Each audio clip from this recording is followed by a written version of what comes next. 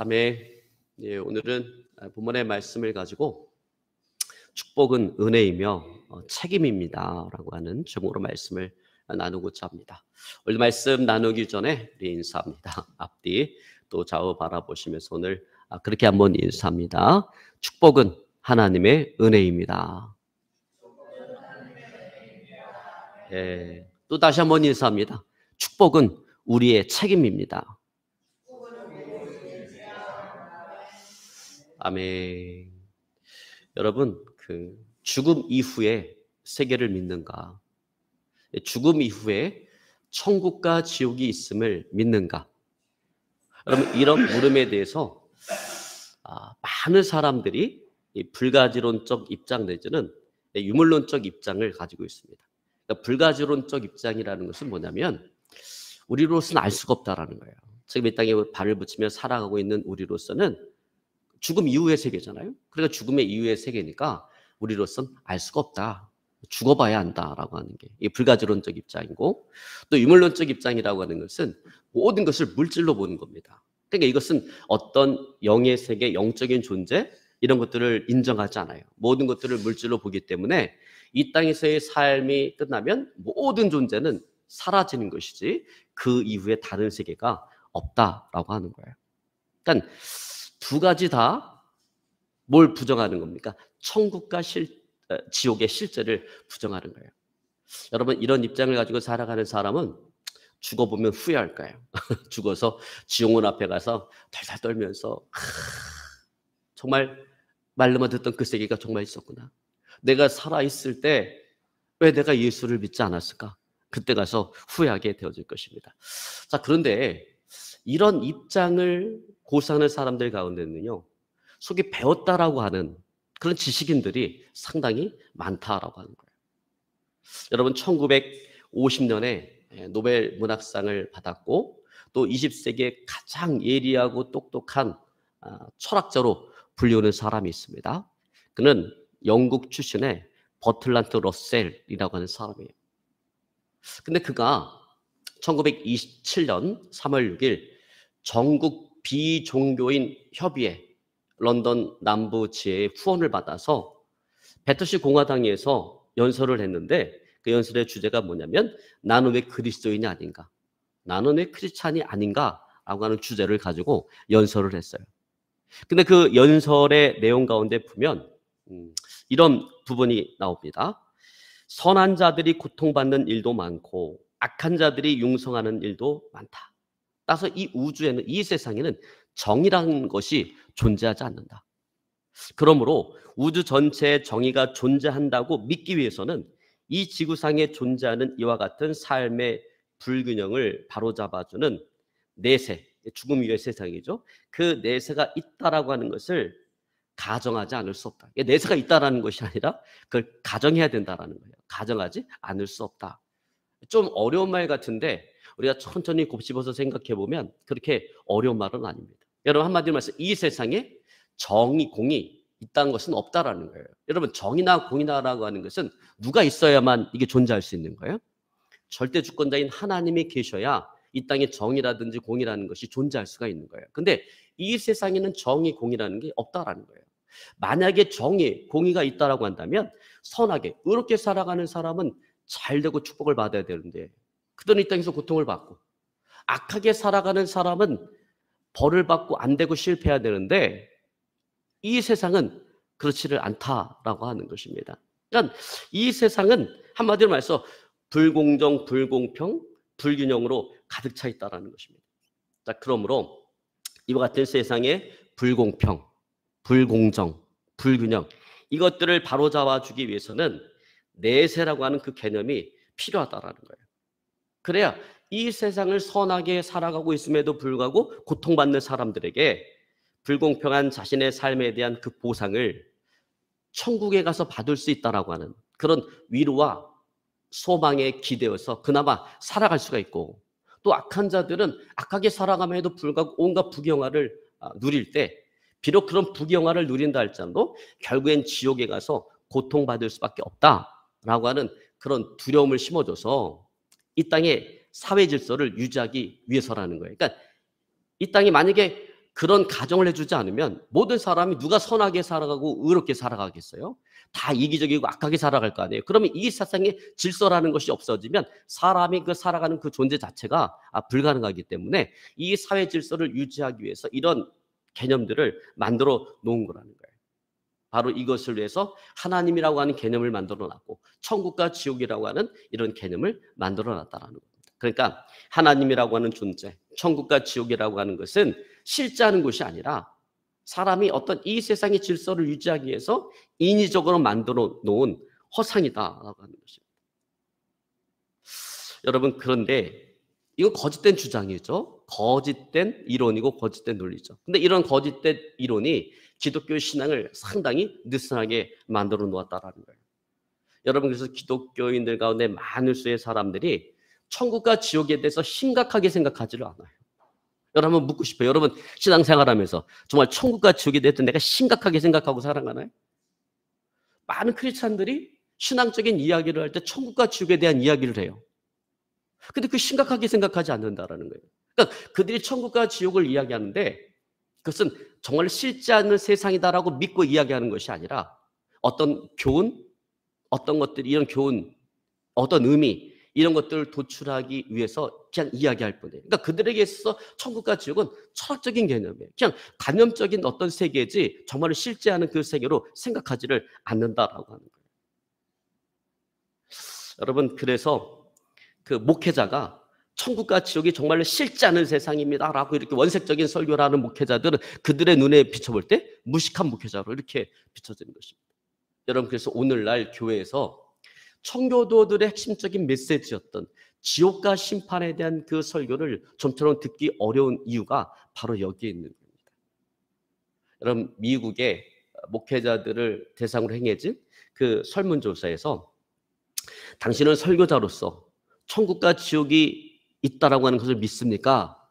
라고 하는 그 물음에 잘 모르겠다라고 하는 미온적인 그런 반응을 보인 사람들이 상당수 많이 있다고. 물론 다 그런 것은 아니지만 그런 사람들이 상당수 많이 있다고 합니다. 그래서 또 물었대요.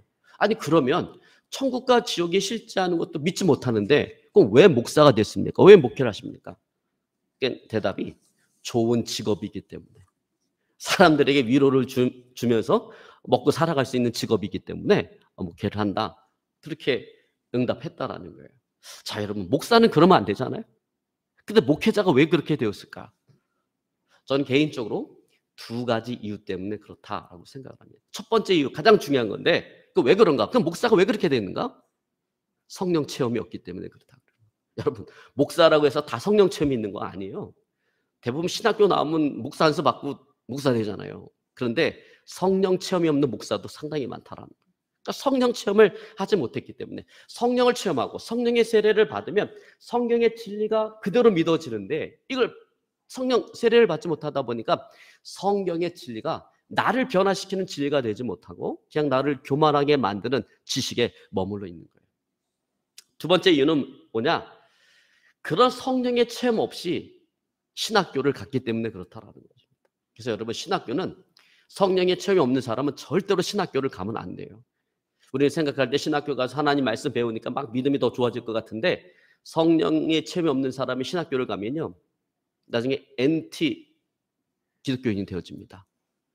그나마 신학교 가서 복음주의 신학을 배우면 그나마 다행인데 가서 자유주의 신학을 배워버리면요, 이거는 그냥 수채 안간히만 못해요. 평신도보다 더 못한 어떤 그런 개념을 가지고 살아가게 되어진다는 거예요. 여러분, 자유주의 신학이라는 게 뭐냐면 성경의 권위를 인정하지 않는 거예요. 이 성경을 기록된 하나님의 말씀으로 생각하는 것이 아니라 그냥 고대 근동에 있던 고대 문서 가운데 하나로 생각을 하는 겁니다. 그래서 그들도 성경을 연구하지만 어떤 성경에서 진리를 얻기 위해서 성경을 연구하는 것이 아니라 이게 하나의 학문으로서 성경을 연구하는 거예요. 그들 똑같이 설교를 합니다. 그런데 그들에게서 설교라고 하는 것은 죽어가는 영혼을 깨우는 외침이 아니라 그저 사람들에게 감동을 주는 연설에 지나지 않는다라는 거예요. 여러분, 그들은 성경에 나오는 천국과 지옥을 실제 않은 세계로 생각하는 것이 아니라 그냥 철학적이고 관념적인 그런 세계로 생각한다라는 거예요. 그러니 이런 사람들한테 양육을 받은 그리스도인들은 너무나도 쉽게 타락하고 죄 가운데 머물러 있을 수밖에 없는 거예요. 여러분, 그 당연한 거죠. 왜? 지옥의 실제를 믿지 않기 때문에 그냥 여러분 지옥의 실제를 믿는다면 어떻게 되겠어요? 사람이 지옥의 실제 정말 천국과 지옥이 있다라고 믿는 사람은 죄를 지을 때마다 지옥을 생각해요. 그렇기 때문에 얼른 하나님 앞에 회개하고 돌아서는데 이 지옥이라는 걸 확신하지를 못하니까 어떤 지옥이 실제로 있다라고 생각하지 않으니까 너무나도 쉽게 죄의 유혹에 넘어가고 죄의 늪에 빠져서 벗어나지를 못하는 것입니다. 근데 여러분 분명한 것은 뭐냐면 천국과 지옥은 있다라고 하는 거예요. 천국과 지옥은 실제한다라고 하는 것입니다. 여러분 오늘 본문에 예수님께서는 부자와 거지 나사로의 이야기를 통해서 천국과 지옥에 대한 이야기를 하고 있어요. 자, 그리고 이 부자와 거지 나사로에 대한 이야기는 뭐 천국과 지옥이 있다라고 하는 것을 이야기하기 위해서 예수님께서 인위적으로 만들어낸 어떤 비유가 아니라 이것은 그 당시에 모든 사람들이 너무나도 익히 잘 알고 있었던 실제적인 사건이다라고 하는 거예요. 그렇게 이야기할 수 있는 몇 가지 이유가 있는데 그것은 무엇보다도 먼저 오늘 예수님께서 부자와 함께 죽은 그 거지의 이름을 너무나 구체적으로 이야기하고 있다라는 거예요.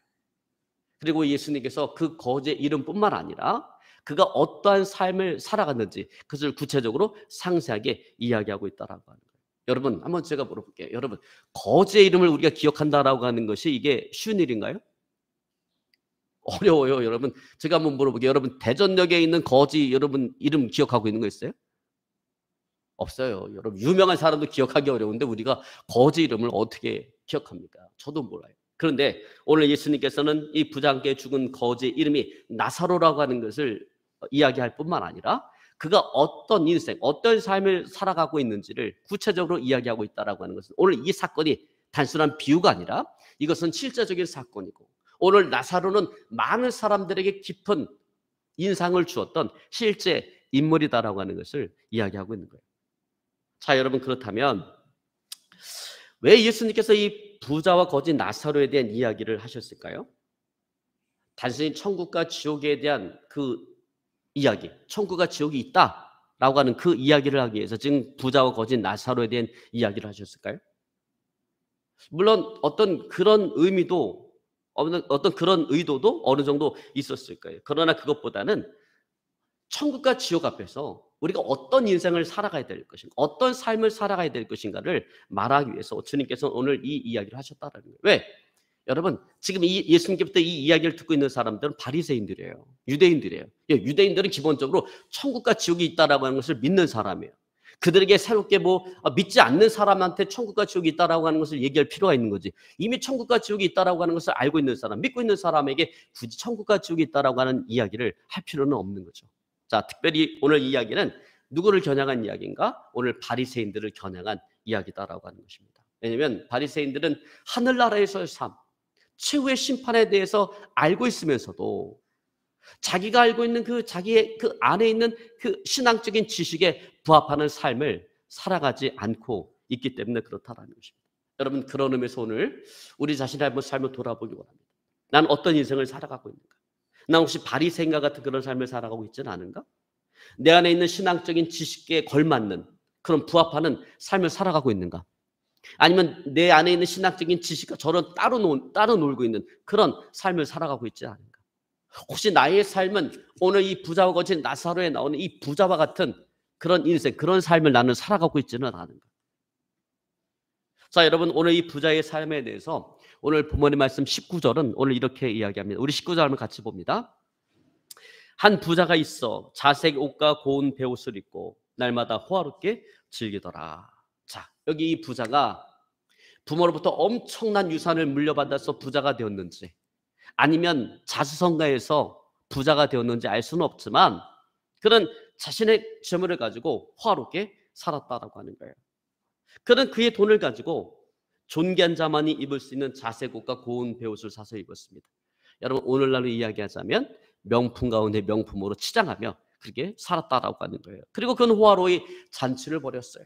오늘 말씀 가운데 보니까 날마다 잔치를 벌였다는. 여러분 날마다 잔치를 벌일 정도면 이거 어느 정도 부자일까요? 이거 한 삼성의 이건희 정도, 이재용 정도 되는 그런 사람 정도 되지 않을까요? 그렇지 않고서 날마다 이 잔치를 벌이면서 살아간다라고 해요. 잔치 한번 벌이면 돈이 얼마나 들어가는데 날마다 잔치를 벌이면서 살아갈 정도로 그렇게 부자다라는 거예요.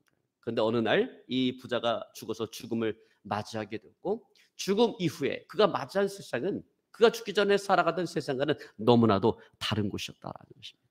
그가 맞이한 세상에 대해서 오늘 23절, 24절은 이렇게 이야기합니다. 한번 같이 봅니다. 그가 음부에서 고통 중에 눈을 들어 멀리 아브라함과 그의 품에 있는 나사로를 보고 불러 이르되, 아버지 아브라함이여, 나를 궁일히 여기사 나사로를 보내어 그 손가락 끝에 물을 찍어 내 혀를 서늘하게 하소서. 내가 이 불꽃 가운데서 괴로워하라이다. 여러분, 그렇습니다. 그가 간 곳은 어떤 곳이에요? 고통이 있는 곳이에요. 궁혈함이 없는 곳이에요.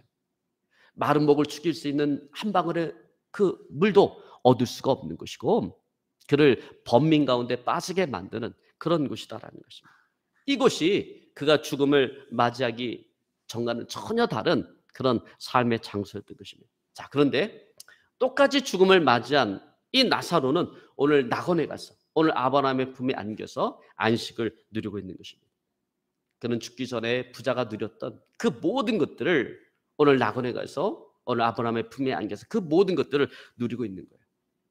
자, 그렇다면 여러분, 중요한 것은 이거죠. 그러면 부자는 도대체 뭘 잘못했기 때문에 음부에 떨어져서 그렇게 고통을 당하고, 나사로는 뭘 잘했기 때문에 낙원에 가서 그렇게 안식을 누리고 있는가? 이 부자가 잘못한 것이 도대체 무엇인가라고 하는 거예요. 자, 그는 부자임에 틀림이 없습니다. 근데 여러분, 한번 생각해 보세요. 부자가 부자처럼 부자로 부자답게 살아간다라고 하는 것이 이게 잘못인가요? 아니잖아요, 여러분. 여러분, 부자가 돈을 풀어야 없는 사람도 살아갈 수가 있는 거예요. 그러니까 이 부자는 정말 부자답게 그렇게 살아간 거예요. 그리고 이 부자는 자기가 이 부를 이룬 것이 다른 사람의 것을 탈취해서 이룬 것도 아니고, 어떤 부정과 비리로 이룬 것도 아니고, 떳떳하게 벌어서 부자가 됐다는 거예요.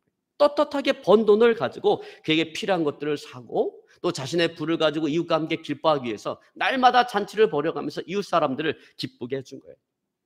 그런 자기가 가진 것을 가지고 자기의 필요를 채우며 살아갔을 뿐인 것입니다. 자, 인간적인 잣대를 가지고 보면 우리는 그에게서 어떤 죄도 찾을 수가 없어요. 그런데 그는 죽어서 지옥에 갔고, 반면에 나사로는 죽어서 오늘 천국에 가게 되었다라는 거예요. 왜 이렇게 되었을까? 여러분, 어떤 분들은 이렇게 이야기를 하시는 분도 있어요. 부자는 하나님을 모르는 사람이었고, 나사로는 하나님을 경외하는 사람이었다. 그래서 부자는 음부에 떨어졌고 거짓 나사로는 낙원에 갔다, 이렇게 이야기합니다. 근데 여러분, 우리가 읽은 본문 말씀 가운데 보면 부자는 하나님을 모르는 사람이었다라고 하는 언급이 없어요. 그리고 거짓 나사로가 하나님을 경외하며 살았다라고 하는 언급도 없어요. 근데 그럼에도 불구하고 왜 그렇게 이야기하냐면 이 거지의 이름 때문에 그래요. 여러분, 거지의 이름이 뭐예요? 나사로잖아요. 근데 나사로가 무슨 뜻이냐면 하나님의 도우심이라는 뜻이에요. 그러니까 이 거짓 나사로는 하나님의 도우심을 구하며 하나님을 경외하는 삶을 살아갔다라는 거예요. 그래서 그는 낙원에 가게 됐고, 부자는 그렇지 않아서 음부에 떨어졌다라는 거예요. 근데 여러분, 이거는 너무나 큰 비약이라는 거죠.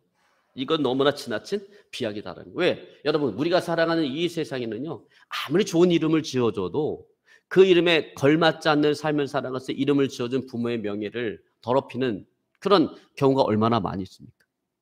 부모가 정말 내 딸이 정말 이 세상을 살아갈 때 하나님을 사랑하고 나라와 민족을 위해서 살아갔으면 좋겠다라고 애쓰더라고 하는 이름을 탁 지어줬는데, 이 자녀가 에스처럼 살아가야 되는데 그냥 온갖 세상의 방탕을 다 즐기며 살아가는 경우도 많고요. 또 부모가 아유, 내 아들은 정말 주의 종으로서 정말 하나님의 영광을 위해서 살아갔으면 좋겠다라고 생각해서 이름을 바울이라고 줘줬더니 세상에 막 사기 맞추면서 사기꾼으로 살아가는 사람도 많고요. 여러분, 거기 뭐 은행 같은 데 가보면 그 범죄자 명단 다 있잖아요. 저 옛날에 그거 한번 봤어요. 범죄자 명단 보니까 거기 바울도 있더라고요. 여러분, 전혀 이름과 걸맞지 않게 살아가는 경우가 많이 있다라고 하는. 그러니까 여러분, 단지 그 이름 하나 가지고, 그 거제 이름이 나사로라고 하는 그 이름 하나 가지고 부자는 하나님을 모르는 사람이었고 거짓 나사로는 하나님을 경외하는 사람이었다라고 이야기하는 것은 너무나 이분법적인 이야기다라고 하는 거예요. 자, 여러분, 그것보다는 오히려 이렇게 이야기하는 것이 이 부자와 거짓 나사로의 그 이야기를 이해하는데 더 설득력이 있을 것입니다. 자, 그들은 모두가 다 하나님을 알고 있는 사람이었다라는 거예요. 왜? 그들은 다 유대인이었기 때문에. 그들은 모두가 다 하나님을 알고 있는 사람이었다라는 거예요. 그러나 그들 모두가 다 자기의 어떤 그런 신앙적 지식에 걸맞는 책임 있는 삶을 살아간 것은 아니다라고 하는 거예요. 여러분, 그렇습니다. 구원 문제에 있어서 하나님이라고 하는 존재를 내가 알고 있는 것만으로 충분하지가 않다라는 거예요. 그것을 신앙이다, 믿음이다, 우리 이렇게 이야기할 수 없다라는 거예요. 물론 하나님이라는 존재 자체를 부인하고 사랑하는 사람보다 훨씬 낫긴 하죠. 그러나 여러분, 우리가 하나님이라는 존재를 안다라고 하는 것을 그 관점에서 봤을 때 하나님이라고 하는 존재를 귀신보다 더 잘하는 존재는 이 세상에 없어요. 그 어떤 신학자도 귀신보다 하나님을 더 잘 알 수는 없어요. 그러나 그렇다고 해서 귀신이 구원받은 존재입니까? 귀신은요, 영원히 저주받은 존재, 그렇게 살아갈 수밖에 없어요. 왜? 하나님이라는 존재를 알고 있지만 귀신은 본성적으로 하나님을 대적하는 그런 존재이기 때문에 그렇습니다. 여러분, 따라서 우리가 신앙인 또는 믿는 자다라고 이야기할 때 하나님을 알고 하나님께서 부르신 그 부르심의 목적에 합당하게 살아가는 자가 되어야 된다라고 하는 거예요. 하나님께서는 이 세상에 있던 저와 여러분 우리를 부르셨어요. 왜 우리를 부르신 거예요? 우리를 부르신 목적이 뭐예요? 그것은 우리를 구원하기 위함이고 또 구원받은 우리를 통해서 이 땅에 하나님의 나라를 이루어가기 위해서인 것입니다. 그래서 하나님은 이 땅에 하나님의 나라를 이루어가기 위해서 때로는 우리에게 엄청난 물질적인 은혜를 베풀기도 하고요. 또 사도 바울과 같은 로마 시민권이라고 하는 사회적 위치와 지위를 우리에게 주기도 하고 또 바울처럼 엄청난 지식과 학문이라고 하는 것을 이룰 수 있는 환경, 기회, 그런 여건들을 우리에게 주신다라는 거죠. 여러분, 이런 모든 것들이 하나님의 은혜인 거죠. 그래서 바울은 자신의 삶을 돌아보면서 나의 나된 것은 하나님의 은혜로 된 것이다 라고 이야기했던 것입니다. 자, 그러나 이와 같은 하나님의 은혜는 또한 반드시 책임이 뒤따른다라고 하는 것을 우리가 기억해야 된다라고 하는 거예요. 여러분, 잊지 마시기 바랍니다. 하나님의 은혜는 반드시 책임이 뒤따른다라고 하는 것을 꼭 기억하시며 살아가시기를 주를 축원합니다. 자, 그런 의미에서 오늘 부자는 하나님의 은혜를 누릴 줄만 알았지 오늘 하나님께서 주신 그와 같은 은혜를 주신 그 목적을 몰랐다라는 거예요. 그래서 은혜를 받은 자로서 책임 있는 삶을 살아가지를 못했다라고 하는 거예요. 한마디로 말해서 은혜에는 책임이 뒤따른다라고 하는 그 사실을 오늘 몰랐던 것입니다. 여러분, 오늘날 많은 믿음의 사람들이 실수하고 있는 부분이 이 부분이에요. 잘못하고 있는 부분이 이 부분이에요. 예를 들어서 고생하던 사람이 어느 날 하나님의 은혜로 엄청난 부를 이루게 되었어요. 엄청난 부를 이루게 되었다는 하나님의 은혜잖아요. 근데 왜 하나님께서 내게 이런 부를 주었을까? 이 사람이 생각하는 거예요. 그래, 내가 그동안 엄청나게 막 고생하며 살아왔는데 이제 하나님께서 내 신앙을 인정해주고 내 신앙이 인정받았기 때문에 이제 내가 고생해서 살아왔으니까 이제부터는 이것을 누리라고 살아가라고 이렇게 이러한 물질적인 부를 주셨구나, 이렇게 생각을 한다는 거죠. 여러분, 물론 하나님께서 은혜를 주신 부분에 그런 부분도 어느 정도는 있어요. 그러나 그것은 하나님께서 우리에게 그 은혜를 베푸신 그 이유 가운데 극히 작은 일부분에 지나지 않는다는 것입니다. 여러분, 우리는 거기서 보다 더 멀리 내다봐야 된다는 거예요. 하나님께서 나에게 허락하신 이 부, 어떤 특권은 내가 누리라고 주신 것이기 전에 그것은 하나님의 일을 감당하도록 하기 위해서 우리에게 주신 것이다라고 하는 것입니다. 여러분, 그러므로 만약에 나에게 엄청난 물질적인 부가 주어졌다면, 세상에서 정말 세상으로부터 엄청난 권세와 어떤 이런 권위를, 사회적인 신분을 내가 가지게 되었다면, 다른 사람이 가지지 못한 그 어떤 무엇인가를 내가 얻게 되었다면 우리는 무엇을 먼저 생각해야 되는가? 여러분, 그걸 누리기에 앞서 책임을 먼저 생각해야 된다라고 하는 것입니다. 그래서 여러분, 마더 테레사 수녀가 구제에 대해서 이야기하면서 이런 이야기를 했어요. 지금 이 지구상의 많은 사람들이 기아로 죽어가고 있습니다. 그것은 하나님께서 그들을 돌보시지 않기 때문이 아니라 가진 자들이 너그럽지 못하기 때문입니다. 이렇게 얘기했습니다. 여러분, 이 테레사 수녀가 말한 그 말의 의미가 뭐예요? 가진 자로서의 책임을 이야기하는 것입니다. 여러분, 그래요. 하나님께서 먼저 하나님의 은혜를 입은 자들에게 반드시 그 책임을 물으신다라고 하는 거예요. 여러분, 그런 의미에서 그 부자는 먼저 하나님의 은혜를 입은 자로서 책임 있는 삶을 살아가지 못했다, 책임을 다하지 못했다라고 하는 거예요. 그는 그에게 맡겨진 부의 의미를 모르는 사람이었어요. 그래서 자신의 도움이 굳이 필요 없는 사람들과 더불어서 자신의 그 부를 허비하며 살아갔다라는 거예요. 정말 자신의 부를 필요로 하는 사람에게 눈을 감아버렸다라는 것입니다. 여러분, 이 거짓 나사로가 어디 멀리 있는 사람이 아니잖아요. 여러분, 이 세상에 어떤 부자도요, 이 지구상에 있는 가난한 사람들 다 구제할 수가 없어요. 왜? 가난한 사람이 훨씬 더 많기 때문에. 부자보다 가난한 사람이 훨씬 더 많기 때문에. 근데 이 거짓 나사로는 어디 멀리 떨어져 있는 이름 모를 거지가 아니었다라는 거예요. 그 부자의 대문 앞에서 헌대를 하려며 고통당하는 사람이었다는 것입니다. 여러분, 성경에 보면 이 어린 소자에게 행한 것이 나에게 행한 것이다라고 했어요. 여러분, 그렇다고 한다면 자기 대문 앞에 헌대를 앓고 있는 거짓 나사로에게 이 부자가 어떻게 해야 되겠는가? 하나님을 섬기듯 그 애를 구제하는 것이 정말 하나님의 은혜를 먼저 받은다로서의 책임이 아니었겠는가라고 하는 것입니다.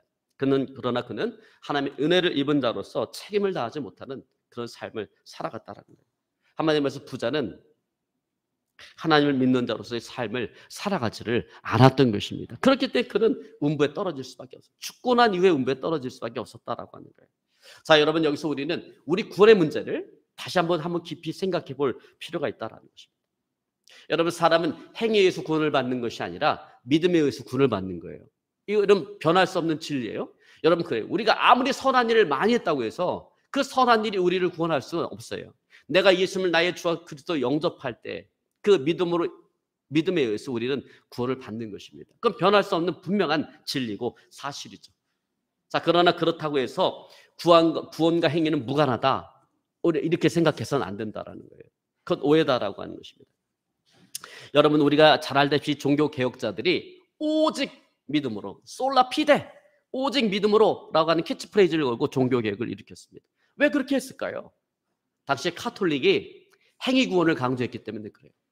행위 구원을 강조하면서 사람들에게 고행할 것을 요구하고 기부의 행위. 기부도 여러분 행위잖아요. 이 기부의 행위를 강요하고, 그러다 보니까 기독교 신앙이 점점 타락하는 그런 원인이 되었던 것입니다. 그렇기 때문에 종교개혁자들이 종교개혁을 하면서 이 너무나 행위 구원으로 치우쳐 있다 보니까, 여러분, 치우쳐 있는 걸 가운데로 끌어올리려면 어떻게 돼요? 극단으로 치우칠 수밖에 없는 거죠. 너무나 행위 구원을 강조하다 보니까 오직 믿음 해갖고 이 오직 믿음을 강조하게 되어진 거예요. 그래서 가운데로 끌어올리려고 했던 것입니다. 여러분, 그런데 그런 루터가, 그런 종교 개혁자들이 오늘날 이 시대에, 우리 시대에 온다라고 한다면 뭐라고 얘기할까요? 아마 저는 그렇게 이야기할 거라고 봐요. 행위가 없는 믿음만으로는 구원을 받을 수 없다. 아마 그렇게 이야기할 것입니다. 여러분, 그래요? 믿음과 행위라고 하는 것은 결코 따로 존재할 수가 없는 거예요. 여러분, 우리가 하나님을 믿는다라고 한다면 그 믿음에 부합하는 믿음의 행위가 따라올 수밖에 없어요. 그 믿음의 행위를 우리는 뭐라고 얘기하냐면 그걸 순종이다, 그렇게 이야기하는 것입니다. 여러분, 성경에 보면 아브라함에 대한 이야기가 나오고 아브라함에 대한 평가가 나옵니다. 로마서에 보면 뭐라고 이야기합니까? 저가 하나님을 믿음에 이를 하나님께서 의롭게 여기신다. 그러니까 아브라함도 뭘로 구원받은 거예요? 믿음으로 구원받은 거예요. 그러나 우리가 아브라함의 삶을 보면 아브라함은 어떤 삶을 살아갔는가? 하나님을 경외하는 삶을 살아갔다라는 거예요. 하나님의 말씀에 순종하는 삶을 살아가 있다라는 거예요. 여러분, 아브라함이 믿음에 의해서 구원받은 것은 맞지만 분명히 아브라함의 삶에는 순종이라는 그 믿음의 행위가 그의 삶 가운데 있었다라고 합니다. 여러분, 그래요. 믿음과 행위는 결코 따로 존재할 수가 없어요. 그러니까 여러분, 오늘날 내가 예수 믿는다 그러고 매일같이 교회 나와서 예배 드리면서 세상에 나가서 온갖 죄를 다 즐기며 살아가는 사람들은 한번 다시 돌아봐야 된다는 거예요. 내가 정말 하나님 믿는 사람 맞는가? 내 안에 믿음이 있다라고 한다면 내가 믿음에 부합한 어떤 믿음 행위가 따라와야 되는데, 여러분, 물론 우리가 살아가다 보면 넘어질 수 있죠. 우리 연약하기 때문에 죄를 지을 수도 있고 넘어질 수도 있지만, 이 믿음의 행위에 따라온 사람은 그럴 때마다 양심의 가책을 느끼고 죄책감을 느끼고 내가 어찌하든지 하나님께 돌아가려고 하는 그런 마음의 고통이 있어요. 아픔이 있어요. 이 사람은 이미 믿음으로 구원받은 사람인 거죠. 그런데 그런 게 전혀 없어요. 교회 와서 예배 드리고 와서 교회에서 기본적인 건 다 하는데 바깥에 나가서 그 죄된 삶을 살아가도 마음에 전혀 아픔도 없고 고통도 없고 전혀 죄의식도 없어요. 그렇다면 이 사람은 다시 한번 생각해 봐야 된다. 정말 내 안에 믿음이 있는가? 를 생각해 봐야 된다는 것입니다. 여러분, 주의 형제 야고보는 특히 행함이 없는 믿음의 문제를 강조한 사람이에요. 그래서 영혼이 없는 몸이 죽은 것 같이 행함이 없는 믿음은 죽은 것이다라고 이야기합니다. 여러분, 그런 주의 형제 야고보가 오늘날 이 시대 우리 교회에 온다면 뭐라고 얘기할까요? 그대는 그대의 구원을 너무 속단하지 말라. 그렇게 이야기할 것입니다. 여러분, 그러므로 내가 구원받았다면, 하나님의 은혜로 구원을 받았다면 그 구원에 걸맞는 삶, 나에게 어떤 하나님의 은혜가 주어졌다면 그 은혜에 걸맞는 삶을 살아가야 된다는 거예요. 그렇게 살아가는 저 여러분의 삶이 되어질 수 있기를 주로 축원합니다. 하나님을 경외하는 모습이 우리 삶 가운데 있는지, 내 안에 있는지 여러분 돌아보시기를 주로 축원합니다. 이제 말씀을 정리하려고 합니다. 오늘 부자와 거친 나사로의 이야기를 통해서 소개되고 있는 이 부자의 삶은 바로 바리새인들의 삶이었던 것입니다. 그리고 그것은 어쩌면 오늘 우리의 삶이 되어질 수도 있습니다. 여러분, 하나님께서는 먼저 하나님의 은혜를 입은 자에게 반드시 책임을 물으신다라고 하는 그 사실을 항상 기억하며 하나님의 은혜를 입은 자로서 그 하나님의 은혜에 부합하는 합당한 그런 삶을 살아가는 저 여러분의 삶이 되어질 수 있기를 오늘 시간 주를 축원합니다. 여러분, 그런 의미에서 먼저 구원받은 자로서 하나님의 은혜를 입어 구원받은 자로서 죽어가는 그 영혼들을 구원하는 일에 최선을 다하며 살아가시기를 주를 축원합니다. 그리고 이 거룩한 사역을 위해서 하나님께서 나에게 베풀어 주신 은혜, 그것이 어떤 것이든 물질이든 어떤 사회적인 신분이든 어떤 다른 재능이든 그거 어떤 것이든지 간에 그것을 헛되이 낭비하지 않는 저 여러분의 삶이 되어질 수 있기를 오늘 시간 주를 축원합니다. 오늘 말씀 붙잡고 간절히 기도하기 원합니다. 하나님